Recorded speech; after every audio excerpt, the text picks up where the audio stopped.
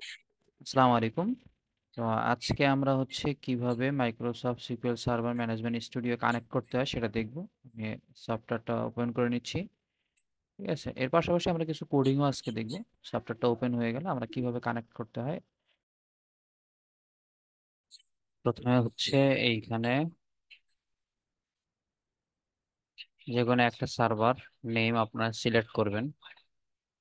তো আমি secure express এটা সিলেক্ট করতেছি এবং এইখানে আপনারা অপশনাল সিলেক্ট করবেন। ঠিক আছে? অপশনাল সিলেক্ট করবেন, এরপরে কানেক্ট করবেন। কানেক্ট হয়ে গেছে। এখন আমাদের কি করতে হবে? এখানে প্লাস করতে হবে। দেখেন ডেটাবেজের পাশে প্লাস সাইন আছে, এটাকে প্লাস করতে হবে। আমাদের এখনো কোনো ডেটাবেস ক্রিয়েট করা হয়নি, সো আমরা এখন একটা ডেটাবেস ক্রিয়েট করব। কিভাবে ডেটাবেস ক্রিয়েট করব সেটা আমরা শিখব। প্রথমে ডেটাবেজে ক্লিক করবেন, এরপরে মাউসের রাইট বাটনে ক্লিক করবেন, নিউ ডেটাবেস নামে অপশন চলে আসবে। নিউ ডেটাবেজে ক্লিক করবেন। নিউ ডেটাবেস ক্রিয়েট হবে, এখানে নাম দিতে হবে। নামটা হচ্ছে আমি একটা নাম দিয়ে দিলাম। ডেটাবেজের নাম দিলাম হচ্ছে স্টুডেন্টস রেজাল্ট। ওকে করে দিব। ওকে, ডাটাবেস ক্রিয়েট হয়ে গেছে। এখন এখানে প্লাস করি, স্টুডেন্ট রেজাল্টের পাশে এটা প্লাস করি, ডাটাবেসের ভিতরে সবকিছু দেখা যাচ্ছে। এই টেবিলটা প্লাস করলাম। টেবিলের ভিতরে এখনো কোনো টেবিল আমরা ক্রিয়েট করি নাই। তো আমরা চলে যাচ্ছি একটু কোয়েরি ল্যাঙ্গুয়েজে। ঠিক আছে? মাউসের রাইট বাটন ক্লিক করব, এরপরে আমরা এখান থেকে সিলেক্ট করব হচ্ছে নিউ কোয়েরি। নিউ কোয়েরি,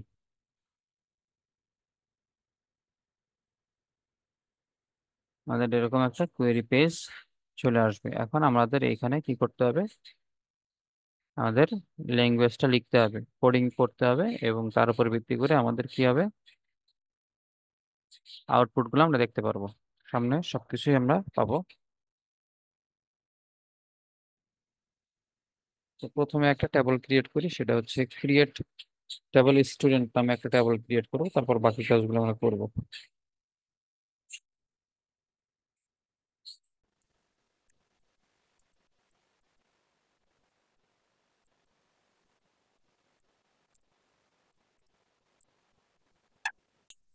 তো এখানে হচ্ছে আমরা কি করতেছি, ক্রিয়েট স্টুডেন্ট টেবল ক্রিয়েট করতেছি, পাশাপাশি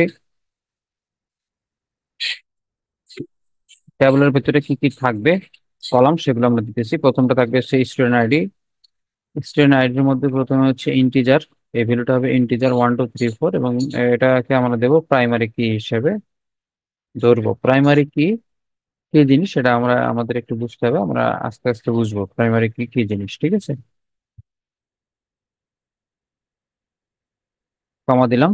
এরপরে হচ্ছে আমরা আরেকটা কলাম করবো, সেটা হচ্ছে নেম, যেটা varchar 100 করব।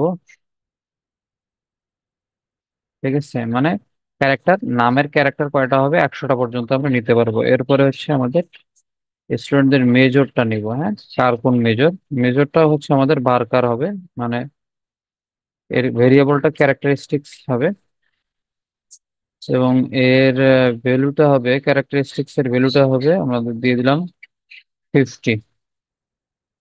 ঠিক আছে? তো এতটুকুই আমাদের হয়ে গেছে। এখন আমরা রান করব, এক্সিকিউট করব। ঠিক আছে? তো এক্সিকিউট করার জন্য এখানে এক্সিকিউট দেওয়া আছে, এখানে এক্সিকিউট করলে আমাদের নিচে কমান্ড কমপ্লিটেড সাকসেসফুলি, মানে আমাদের এই কমান্ডটা রান হয়েছে, মানে একটা টেবল ক্রিয়েট হয়েছে। ঠিক আছে? তো আমরা এখানে একটা সেমিকোলন ইউজ করি। সেমিকোলন দ্বারা বোঝাচ্ছে যে আমাদের এই কোডটা লেখা শেষ হয়ে গেছে। ঠিক আছে? ওকে, আমরা একটু নিচের দিকে যাই। এখন আমরা একটু দেখবো যে টেবিলটা ক্রিয়েট হয়েছে কিনা। সেই জন্য আমরা কি করব, সিলেক্ট স্টার চিহ্ন দিব। এখানে সিলেক্ট স্টার মানে হচ্ছে অল ফ্রম, আমাদের টেবিলের নেম দিতে হবে। টেবিলের নেমটা হচ্ছে আমাদের স্টুডেন্ট। স্টুডেন্ট, ওকে। এখন আমরা জাস্ট এখানে এক্সিকিউট করব। দেখেন এখানে কি চলে আসছে, স্টুডেন্ট ইন ডাটাবেস অলরেডি, মানে আমরা যদি এখানে থেকে একবার এক্সিকিউট করি তাহলে এটা পুরোটাই এক্সিকিউট হয়ে যাচ্ছে। তো আমরা যদি শুধুমাত্র এটাকে মার্ক করে এক্সিকিউট করি তাহলে দেখেন আমাদের শুধুমাত্র এটার অপারেশনটা দেখাবে, ঠিক আছে।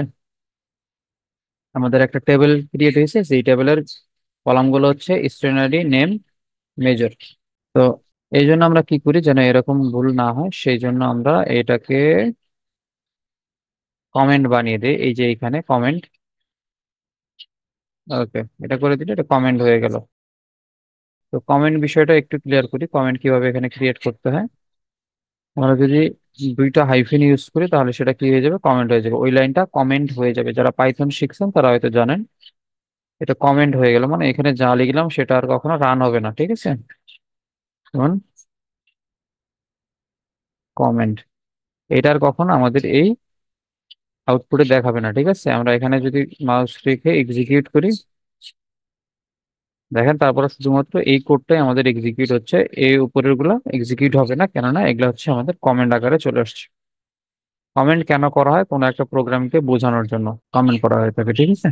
তো আমরা আজকে শিখলাম হচ্ছে কিভাবে টেবিল ক্রিয়েট করতে হয়, কিভাবে কমেন্ট ক্রিয়েট করতে হয়, এবং কিভাবে সিলেক্ট ফ্রম স্টুডেন্ট, কিভাবে আমাদের টেবিলটাকে সিলেক্ট করে সামনে দেখাইতে হয়, এটা আমরা শিখে গেলাম, ঠিক আছে। এরপর আমরা যেটা শিখবো সেটা হচ্ছে ড্রপ টেবিল, কোনো একটা টেবিলকে ডিলিট করা। এটাকে যদি আমরা ইয়ে দেই, কমেন্ট করি, delete a table. Delete a table যদি আমরা করি তাহলে কিভাবে ডিলিট এ টেবল করবো দেখো, জাস্ট আমরা করব ড্রপ বিএলই স্টুডেন্ট, স্টুডেন্ট। ওকে, আমরা এটাকে রান করি, এক্সিকিউট করি, ওকে, চলে আসছে এখানে সাকসেসফুলি কমপ্লিট হয়েছে। এখন আমরা এটাকে একটু দেখবো যে আসলে টেবিলটা ডিলিট হয়েছে কিনা, এই জন্য আমরা আবার সিলেক্ট অল ফ্রম স্টুডেন্ট নামে এই টেবিলটাকে কল করব, যেন আমরা কি করতে পারি, চেক করতে পারি যে হ্যাঁ এটা আসলে ডিলিট হয়েছে কিনা। তো এই জন্য আমরা কি করলাম, এটাকে কল করি। দেখেন এখানে বলতেছে ইনভ্যালিড অবজেক্ট নেম স্টুডেন্ট, মানে এটা স্টুডেন্ট নামে আর কোনো কি নেই, অবজেক্ট নেই, ডিলিট হয়ে গেছে। তো এবার শিখবো আমরা কিভাবে একটা কমেন্টকে আমাদের কোডে পরিণত করতে হয়। জাস্ট এটাকে সিলেক্ট করলাম এবং এই যে দেখেন কমেন্টের পাশে আনকমেন্ট, এটাতে ক্লিক করলে কি হয়ে যাবে, এটা আনকমেন্ট হয়ে যাবে, এটা আবার কোড হয়ে গেল। সো এখন আমরা এটাকে সিলেক্ট করে এখন এক্সিকিউট করলে আবার এই স্টুডেন্ট টেবিলটা ক্রিয়েট হয়ে যাবে। কিভাবে এটা চেক করার জন্য আমরা সিলেক্ট অল ফ্রম স্টুডেন্ট, এটাকে এক্সিকিউট করবো, তাহলে দেখতে পাবো হ্যাঁ টেবিলটা আমাদের ক্রিয়েট হয়ে গেছে, ঠিক আছে, যেখানে তিনটা কলাম ছিল। ওকে, তাহলে আমরা শিখলাম কিভাবে টেবিল ক্রিয়েট করতে হয়, টেবিল টেবিল কিভাবে ড্রপ করতে হয় এবং আবার সেটাকে পুনরায় ফিরে আনতে হয়, ঠিক আছে। এবার আমরা যেটা শিখবো সেটা হচ্ছে কমেন্ট করে দেই। কমেন্টটা হচ্ছে কিভাবে আমরা একটা কলাম অ্যাড করব, কলাম অ্যাড অন টেবল, কিভাবে আমাদের এক্সিস্টিং টেবলে কলাম অ্যাড করব সেটা আমরা দেখব, ঠিক আছে। তো এখানে আমি লিখবো জাস্ট অল্টার টেবল,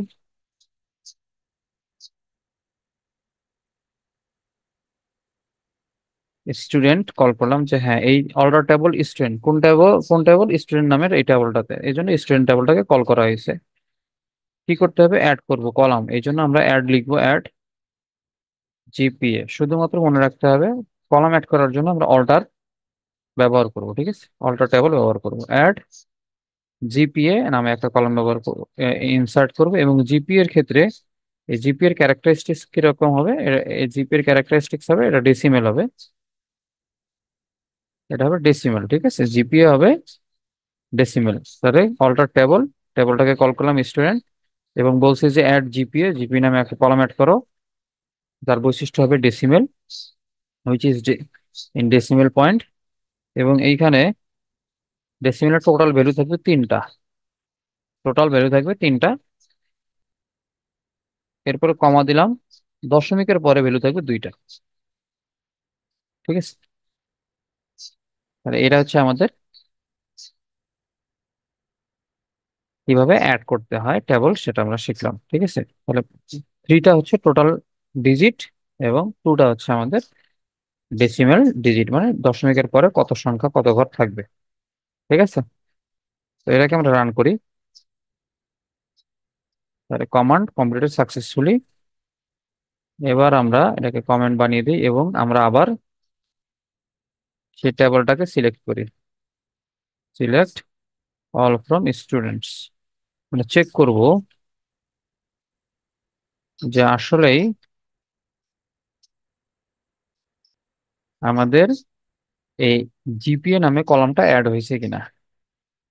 এক্সিকিউট করলাম, হ্যাঁ আমরা দেখতে পাচ্ছি এখানে জিপিএ নামে একটা কলাম এক্সিকিউট হয়েছে। That's fine. এরপরে আমরা আবার যেটা শিখবো সেটা হচ্ছে কিভাবে আমরা কোনো কলামকে ডিলিট করতে পারি বা ড্রপ করতে পারি। ঠিক আছে, এবার আমরা শিখবো কিভাবে একটা কলামকে আমরা ড্রপ করতে পারি। আমরা দিলাম, কমেন্ট করলাম drop or delete a column. Okay, তো কিভাবে করব, অল্টার টেবল, অল্টার টেবল, টেবলটাকে কল করব স্টুডেন্ট, এরপর ড্রপ, কি করব, ড্রপ কলামটা ড্রপ করব, সরি, এই জিপিএ নামে কলামটাকে আমি ড্রপ করব। জাস্ট এখানে লিখলাম অল্টার টেবল ড্রপ কলাম, কোন column, drop column GPA. Run করি, দেখেন কমান্ড কমপ্লিটেড সাকসেসফুলি, তার মানে আমাদের এই জিপিএ নামের যে কলামটা ছিল নিয়েছিলাম সেটা ড্রপ হয়ে গেছে। এটাকে কমেন্ট বানিয়ে দিয়ে আমরা এটাকে পরীক্ষা করার জন্য আসলে ড্রপ হয়েছে কিনা এই জন্য আবার সিলেক্ট অল ফ্রম